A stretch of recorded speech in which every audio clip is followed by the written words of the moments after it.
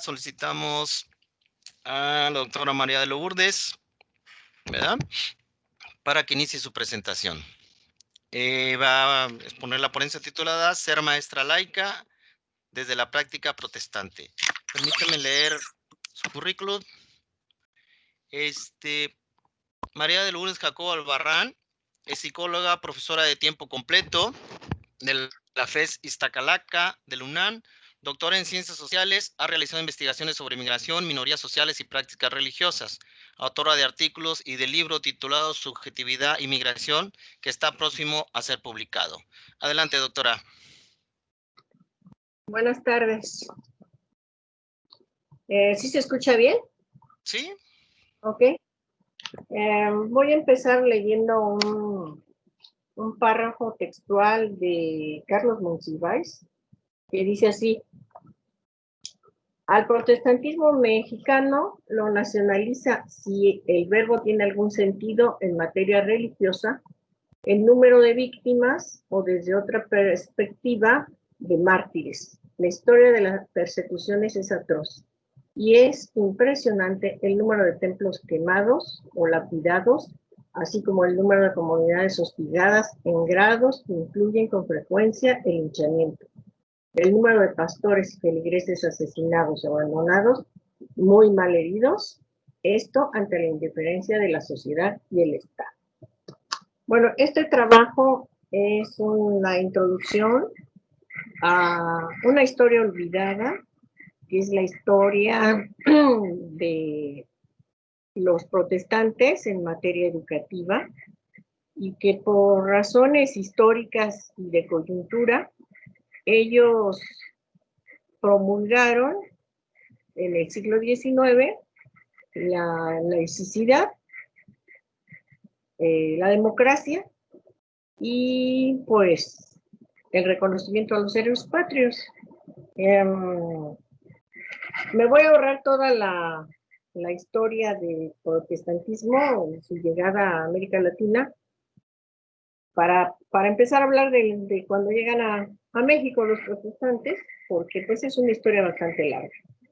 La llegada del protestantismo a México requirió de grandes esfuerzos económicos, políticos y religiosos.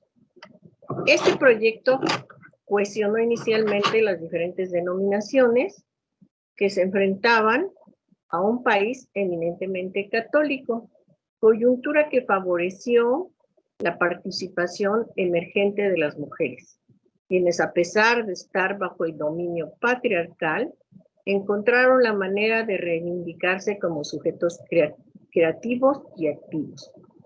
Estas significaciones imaginarias propias de los movimientos instituyentes desdibujaron las prohibiciones institucionalizadas religiosas para el género femenino.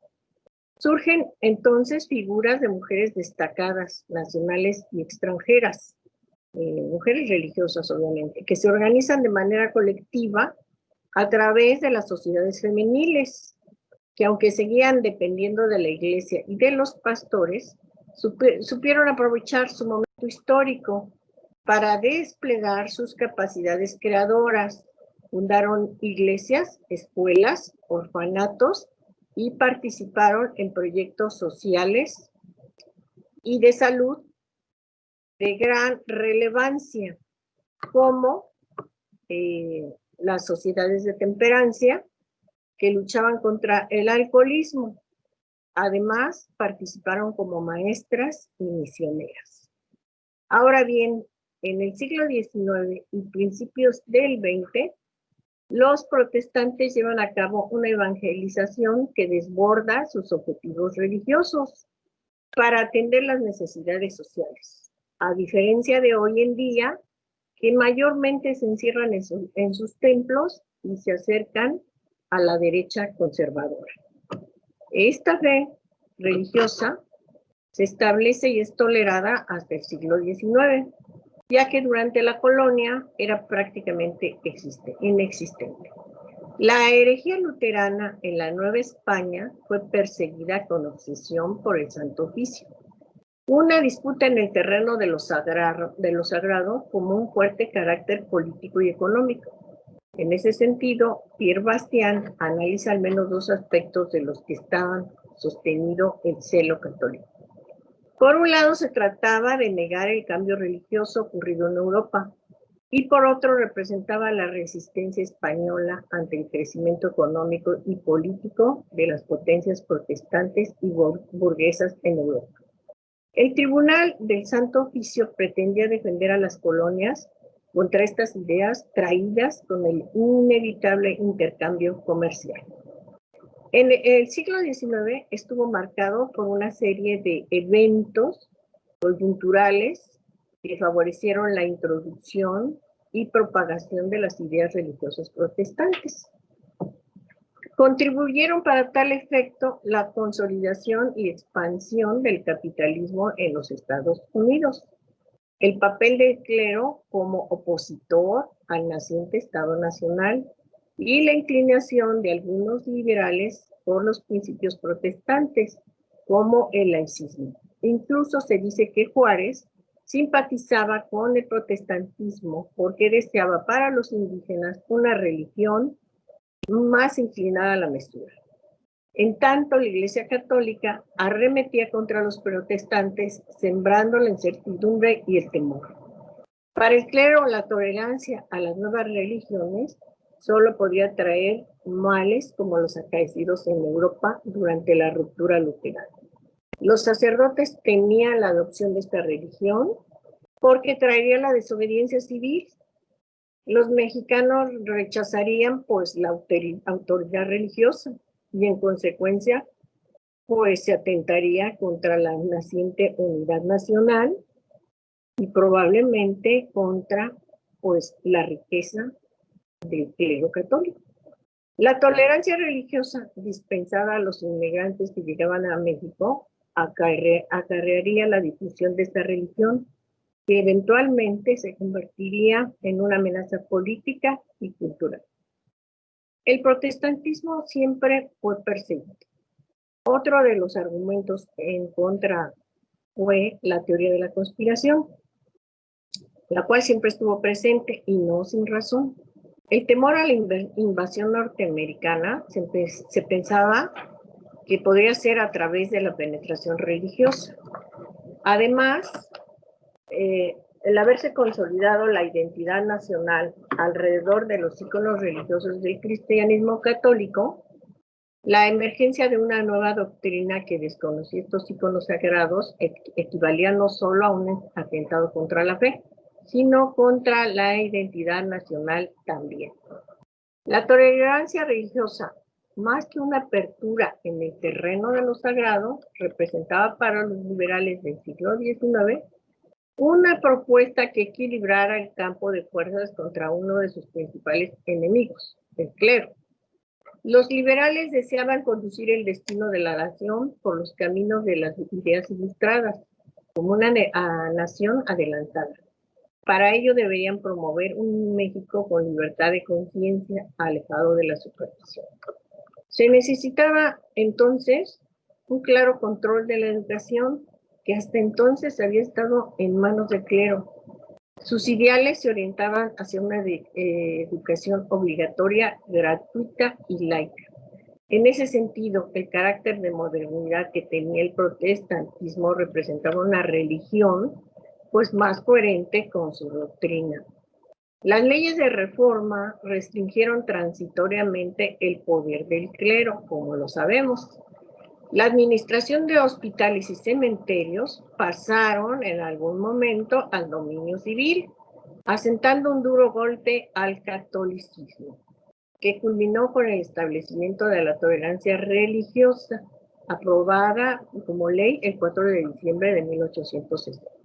Sin embargo, y aún antes de que se promulgara una ley de tolerancia, los protestantes ya habían llegado al norte del país, como en los estados del norte. También se tiene registro de la presencia protestante en nuestra capital. Se habla de el colportor James Thompson, bautista, que distribuía Biblias y que de alguna manera tiene que ver con la introducción del sistema lancasteriano de educación en México. El clímax del liberalismo radical llevó a la ruptura de México con el Vaticano debido a la promulgación de las leyes de reforma. Esta fue la respuesta del Estado a un clero contestatario y antiliberal. Empero, a la muerte de Juárez, su sucesor Miguel Lerdo de Tejada se radicalizó aún más en materia religiosa y buscó anular por completo el poder político de la Iglesia. En este contexto llegan a México algunas sociedades misioneras protestantes y estadounidenses, como la metodista, la presbiteriana, bautista, congregacionalista, con propósitos evangelizadores. Establecen contacto con las redes religiosas reformistas herederas del cisma católico promovido por Juárez, dando lugar a un maridaje muy curioso entre misioneros y dirigentes mexicanos. Los norteamericanos aportan a esta unión el capital para construir iglesias, escuelas y financiar proyectos de difusión. En tanto, los mexicanos aportaron las redes de creyentes. Este sistema pretendió desarrollarse en continuidad con el modelo reformista. Los protestantes extranjeros lideraron, podemos decir aquí, las iglesias protestantes por algún tiempo, pero después dejaron a los líderes nacionales para que ellos hicieran cargo de sus iglesias, incluso en términos económicos. También cuando se habla del origen del protestantismo, de que si llegó con los misioneros norteamericanos, hay autores que afirman que cuando llegaron los misioneros norteamericanos ya había células de creyentes y que no fueron precisamente los primeros en difundir esta religiosidad los norteamericanos, sino que ya en suelo mexicano había evidencia de que germinaba este tipo de religiosidad. Los protestantes se dieron a la tarea de fundar escuelas primarias, secundarias y normales, a las que asistieron tanto los hijos de los rancheros como la clase media, convirtiéndose eventualmente en una cuna ideológica de los dirigentes protestantes de tradición liberal. En estas escuelas se promovía la participación de sus miembros de manera horizontal a través de sus asambleas y mesas directivas. Al interior de ellas se pretendía practicar una incipiente democracia, contraria a lo que sucedía en la sociedad con el gobierno de Porfirio Díaz. Imaginamos que estas congregaciones estaban imbuidas de lo que es la exacerbación de lo sagrado y con un enemigo real y representado por el catolicismo, pues se propagaban cada vez más, esto todo en el siglo XIX, estas escuelas y su misión no solo salvadora, sino cívica, porque ellos, pues, vamos a decir, partían de una ideología más progresista. Gran parte de la consolidación del liberalismo protestante en México fue gracias a las sociedades femeniles, o sea, a las mujeres. Surgen estas sociedades femeniles, como todos los movimientos, cuando se necesitan a las mujeres, entonces se dispensan algunas prohibiciones patriarcales. Surgen ante la necesidad de difundir de manera efectiva esta fe religiosa. Se inspiran en el modelo de trabajo que venían utilizando las iglesias norteamericanas. Por ejemplo, estas iglesias norteamericanas, se sabe que la iglesia metodista episcopal del sur de Nashville organiza la Junta Femenil Misionera en el extranjero, y que más tarde fue aprobada por la Conferencia General y luego reconocida como un departamento más de la iglesia. Este modelo de la iglesia de Nashville, vamos a decir que es como una especie de paradigma que se va a replicar en las futuras sociedades femeniles en México. En poco tiempo se forman sociedades en diferentes partes de Norteamérica, ampliando el radio de acción hacia el vecino país del sur, o sea, México. Como parte de las acciones misioneras se destinan fondos encaminados a la evangelización y educación de las mujeres a través de escuelas e internados. Durante la lucha armada de 1910, los norteamericanos ven interrumpida su labor proselitista, por cierto, hasta entonces muy fructífera en el campo de la educación y la salud. El protestantismo en México logró institucionalizarse, no me cabe duda, gracias al trabajo de muchas mujeres que a través de la implementación de proyectos encaminados a la solución de problemas educativos, sociales y de salud. Como antes de 1910, hay espacios que va dejando el Estado vacíos y estas congregaciones aprovechan para dar respuesta a las necesidades educativas, sociales y de salud.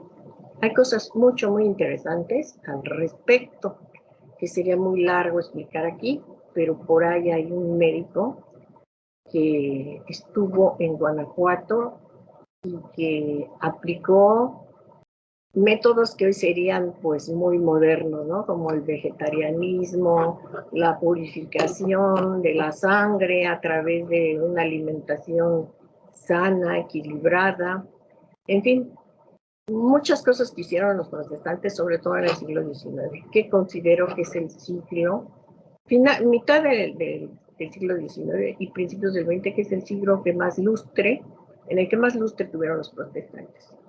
Sin embargo, las distintas necesidades de cada región marcaron el perfil de las distintas asociaciones. Unas se dedicaron a trabajar la temperancia, que es esta, podríamos decir, una forma de combatir el alcoholismo, una propuesta de combatir el alcoholismo era lo que trabajaban estas sociedades de temperancia, que implicaban pues la lectura de la palabra de Dios, un contrato de abstención de bebidas alcohólicas y además una cosa que yo encontré en algunas revistas femeniles de 1930, manejaban el alcoholismo como una especie de traición a la patria. Así.